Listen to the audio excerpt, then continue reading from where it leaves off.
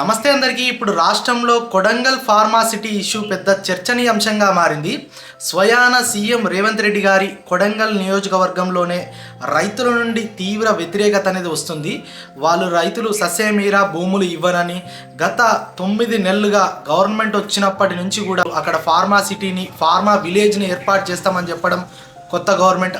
అప్పటి నుంచి అక్కడి రైతులందరూ ధర్నాలు, నిరసనలు ఏదో ఒక రూపంలో నిరసనలు అయితే ప్రభుత్వానికి తెలియజేస్తున్నారు. ముందుగా అసలు ఈ ఫార్మాసిటీ గోల్ అయింది, అసలు ఇది ఎట్లా స్టార్ట్ అయింది అనే విషయాలను అయితే మనం తెలుసుకుందాం. 2023లో కాంగ్రెస్ గవర్నమెంట్ అధికారంలోకి వచ్చిన తర్వాతకి అప్పటి బీఆర్ఎస్ ప్రభుత్వం ప్రతిష్టాత్మకంగా చేపట్టిన ఫార్మాసిటీని రద్దు చేయడం జరిగింది.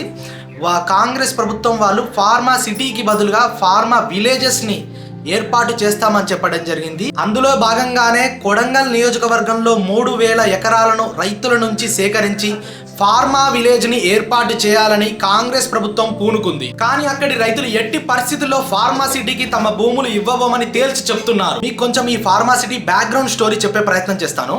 2014లో తెలంగాణ వచ్చిన కొత్తలో అప్పుడు హైదరాబాద్ చుట్టూ ఆల్రెడీ ఫార్మా కంపెనీలు హైదరాబాద్ చుట్టుపక్కల ఆల్రెడీ ఎస్టాబ్లిష్ అయి ఉన్నాయి. ఈ ఫార్మా కంపెనీలు హైదరాబాద్ చుట్టుపక్కల ఉండడం వల్ల చాలా ఏరియాల్లో వాయు కాలుష్యం, జల కాలుష్యం జరుగుతుంది. దీనివల్ల ప్రజలు అనేక ఇబ్బందులు ఎదుర్కొంటున్నారు. మరియు ఫ్యూచర్లో కూడా చాలా ప్రాబ్లమ్స్ వస్తూనే ఉంటాయి. ఈ సమస్య పరిష్కారాని కోసమే ఫార్మాసిటీని ఏర్పాటు చేయడానికై అప్పటి టీఆర్ఎస్ ప్రభుత్వం పూనుకుంది. ముచ్చర్ల ప్రాంతంలో 20,000 ఎకరాల్లో ఈ ఫార్మాసిటీని ఏర్పాటు చేసి అక్కడే అన్ని ఫార్మా కంపెనీలను ఒక ఫార్మా క్లస్టర్గా ఫామ్ చేసి ఆ ఫార్మా కంపెనీల నుండి వచ్చే వ్యర్థాలని, వాయు కాలుష్యం కానీ జల కాలుష్యాన్ని కానీ ప్రభుత్వమే నిర్ణయించేలాగా జీరో పొల్యూషన్ లాగా వాటిని తీర్చిదిద్దడానికి ప్రభుత్వం రూపకల్పన చేసింది. అందుకు గాను అప్పటి బీఆర్ఎస్ ప్రభుత్వం 2023 లోపే 12,000 ఎకరాలను సేకరించి పెట్టింది ఈ ఫార్మాసిటీ ఏర్పాటుకై. కానీ 2023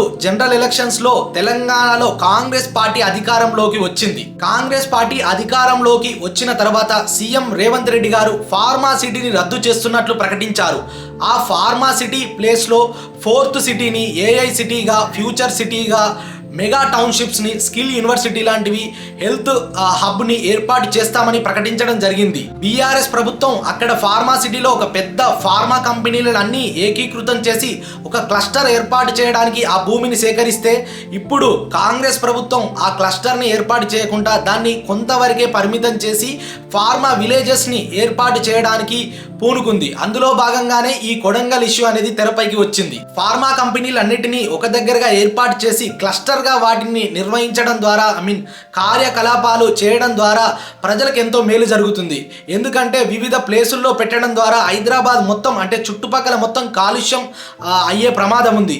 అందుకోసమనే ఫ్యూచర్ని దృష్టిలో ఉంచుకొని, మరో 50 సంవత్సరాలు దృష్టిలో ఉంచుకొని అప్పటి బీఆర్ఎస్ ప్రభుత్వం చేపట్టినటువంటి ఫార్మా క్లస్టర్ ఫార్మా సిటీలో 20,000 ఎకరాల్లో ఫార్మాకి సంబంధించిన అన్ని కంపెనీలను అక్కడికే సమకూర్చి హైదరాబాద్ని కాలుష్య రహిత ప్రాంతంగా చేయాలని లక్ష్యంగా పెట్టుకుంది. ఇప్పుడు ఫార్మా విలేజెస్ అన్న కాన్సెప్ట్తో వచ్చిన కాంగ్రెస్ ప్రభుత్వానికి కొడంగల్లో రైతులు 3,000 ఎకరాలు ఇవ్వడానికి నిరాకరిస్తున్నారు.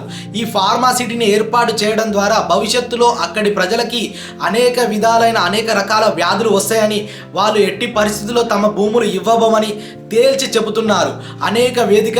అనేక విధాలుగా వాళ్ళు ప్రభుత్వానికి నిరసనలు తెలియజేస్తున్నారు. మనకు ఇప్పుడు కావాల్సింది ఫార్మా విలేజెస్ ఫార్మా క్లస్టరా, ఏ విధంగా హైదరాబాద్కి లాభం చేకూరుతుంది, అలాగే ప్రజల ఆరోగ్యం దృష్టిలో ఉంచుకొని ఏ అప్రోచ్ని మనం ఫాలో అయితే ఇప్పుడు ఈ 2 విధానాల్లో ఏ విధానానికైతే కాలుష్య రహితంగా ప్రజలు సేఫ్టీగా ఆరోగ్యంగా ఉంటారో మీ అభిప్రాయాన్ని కింద కమెంట్ సెక్షన్లో తెలియజేయండి. నా ఎక్స్ప్లెనేషన్ నచ్చినట్లయితే మన ఛానల్ని లైక్ చేసి, సబ్స్క్రైబ్ చేసి మీ దోస్తులందరికీ షేర్ చేయండి.